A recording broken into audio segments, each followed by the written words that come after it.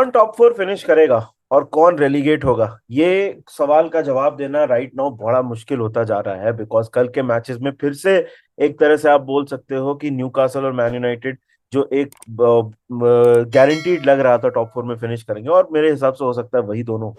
मगर स्पर्स ने अपने आप को अनाउंस किया है, ऐसा नहीं है कि स्पर्स कंप्लीटली आउट है। वहीं रेलीगेशन की अगर बात की जाए तो साउथहैम्पटन के लिए this is very bad news, और एवर्टन के लिए प्रॉब्लम बढ़ती जा रही है। तो थोड़ी बात करेंगे कल के मैचेस के बारे में। सबसे पहले स्टार्ट करते हैं मैन यूनाइटेड वर्सेस स्पर्स वाले डिस्कशन के बारे में। यूनाइटेड के की टीम में इंजरीज हैं, ये बहुत क्लियर है कि United is not at there strongest. हालांकि बावजूद उसके कल उन्होंने बहुत अच्छा स्टार्ट किया, सैंचो ने स्कोरिंग ओपन किया, रैशफोर्ड ने गोल मारा। It look like a clinical performance. Manchester United की एक clinical performance was on the way. First half में अगर स्पर्स की बात की जाए तो कंप्लीटली टेपिड थे। बहुत ज्यादा कोई इम्पिटस नहीं था उनका गेम के ऊपर, बहुत ठंडे लग रहे थे। मैन यूनाइटेड वहीं दूसरी जगह पे पूरा कंट्रोल कर रही थी गेम। अगर आप गेम देखो तो Bruno Fernandes, Jadon Sancho, Marcus Rashford, बहुत ही मतलब अटैकिंग की अगर बात की जाए तो ये कंप्लीटली एक ऐसा लग रहा था कि उनके हाथ में गेम है। और फर्स्ट हाफ में उनके हाथ में गेम था भी। कम पूरी तरह से मैच को वो कंट्रोल कर रहे थे, और ऐसा लग रहा था कि 3 पॉइंट निकाल लेंगे। लेकिन सेकेंड हाफ में पूरी चीजें पलट गई। 55th मिनट पे पेड्रो पोरो का गोल आता है, और उसके बाद से तो मैं बोलूंगा कि Spurs completely deserve to be in the game. हालांकि ब्रूनो फर्नांडिस का एक शॉट ऑलमोस्ट गोल हो सकता था और 3-1 हो जाता स्कोर, बट वो गोल नहीं हुआ, और फिर हैरी केन ने गोल मार के बराबर कर दिया स्कोर। आप इस मैच को कंप्लीटली बोल सकते हो a game of two halves. और Spurs without a manager, without with so many problems, और इतना ड्रामा है क्लब में, बावजूद उसके दे आर स्टिल अराउंड। ऐसा नहीं है कि वो completely out of the top four है। अगर आप टेबल भी देखोगे तो टॉटनम 54 पे है और 33 पॉइंट्स हैं टॉटनम के पास। मुझे ऐसा लगता नहीं है कि टॉटनम टॉप फोर में फिनिश कर पाएगी। मुझे जहां तक लगता है एट दिस स्टेज की it will B Newcastle and Manchester United only.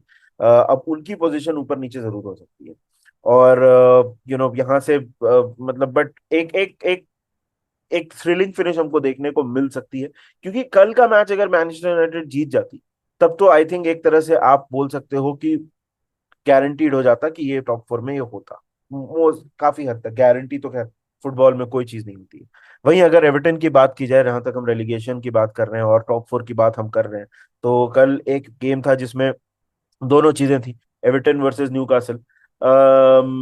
Everton had nothing on Newcastle. मतलब न्यूकासल को कुछ भी ज्यादा मेहनत नहीं करनी पड़ी। एक कंप्लीटली वन साइडेड गेम था, 4-1 away from home. Newcastle are the real deal. और वो एक वर्ल्ड कप के बाद, हमने बार बार बोला है कि वर्ल्ड कप के बाद एक बार बार सवाल पूछा जा रहा था कि क्या न्यूकासल थक गई है, क्या उनका स्क्वाड साइज छोटा होने की वजह से वो लोग सफर करेंगे, बट ऐसा नहीं है।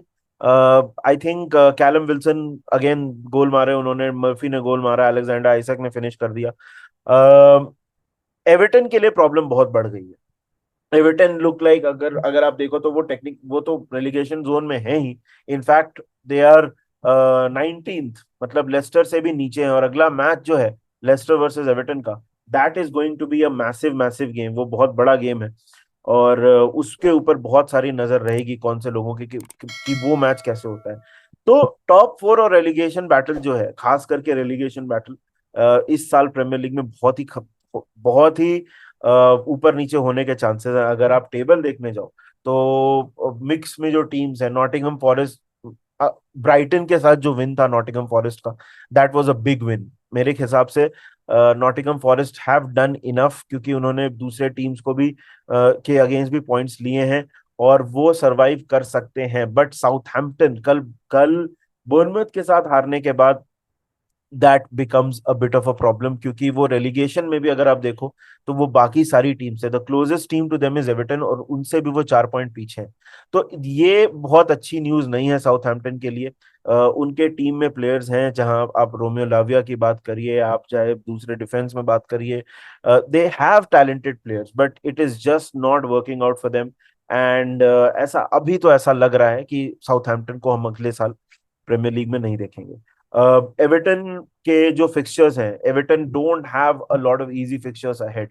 अगर आप एवर्टन के फिक्चर्स पे थोड़ी नजर डालेंगे तो अब यू गेट टू सी कि उनके मैचेस अभी काफी टफ है, and things can get very very ugly for Everton, क्योंकि न्यूकासल से आप एक्सपेक्ट कर रहे थे कि एक फाइट करके होम पे शायद वो कर लें।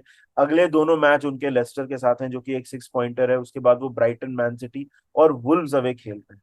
तो Everton is one of the team जो प्रीमियर लीग एरा में कभी रेलीगेट नहीं हुए हैं। आई थिंक 1950s में वो लास्ट रेलीगेट हुए थे, but it is a very real possibility. और शॉन डाइश को लाया गया था ये बचाने के लिए, तो भी थोड़ी मुश्किल हो रही है you know for for Everton to survive this, और बहुत प्रॉब्लम हो सकती है। अगर मैनचेस्टर यूनाइटेड की बात करो तो उनके जो कुछ अगले गेम्स हैं तो ऑफ कोर्स वो Villa, Brighton, West Ham away, Wolves और बोर्नमथ खेल रहे हैं। Of course game in hand जो मैन यूनाइटेड का है वो चेल्सी के साथ है। तो फिक्सचर लिस्ट भी थोड़ी काइंड है, तो मैनचेस्टर यूनाइटेड तो मुझे लगता है कि they will finish in the top 4। New castle की जहां तक बात की जाए तो उनका जो अगला गेम है वो साउथहैम्पटन के साथ है, and again Southampton will be dreading this one, क्योंकि न्यूकासल बहुत ज्यादा एक रन पे आ गई है और वो बहुत ज्यादा एक क्लिनिकल परफॉर्मेंस दे रही है। Arsenal, Leeds, Brighton, Leicester and Chelsea, ये है न्यूकासल के रिमेनिंग फिक्चर्स। और न्यूकासल के लिए भी it is a little tricky, क्योंकि अगर आप ब्राइटन की बात करो, आर्सेनल तो टफ है ही, Leeds, see the thing is no, Leeds relegation battle में हम लोगों ने लीड्स का मेंशन नहीं किया है ऑफ कोर्स, क्योंकि वो कल नहीं खेले हैं, क्योंकि but it can gate tricky. और लास्ट मोमेंट में जब आप खेलते हो ना इन सब टीम्स के अगेंस्ट, जब when they are fighting for their lives, it can get very very tricky. बावजूद उसके मुझे ऐसा लगता है कि they have done enough to finish in the top 4, और 2002 के बाद हम न्यूकासल को चैंपियंस लीग खेलते हुए देखेंगे नेक्स्ट सीजन।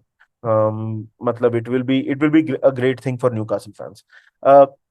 स्पर्स की जहां तक बात की जाए फिक्सचर्स के मामले में, तो दे प्ले लिवरपूल नेक्स्ट, उसके बाद उनका पैलेस, विला, ब्रेंटफोर्ड और लीड्स के साथ गेम है। तो स्पर्स का भी अगर आप फिक्सचर लिस्ट देखोगे तो इट इज ऑन पेपर तो इट लुक्स ओके, बट वो टेबल में जितना पीछे है मुझे लगता नहीं है कि उतना कर पाएंगे कि वो स्पर्स या न्यूकासल को वहां से डिस्प्लेस कर पाए।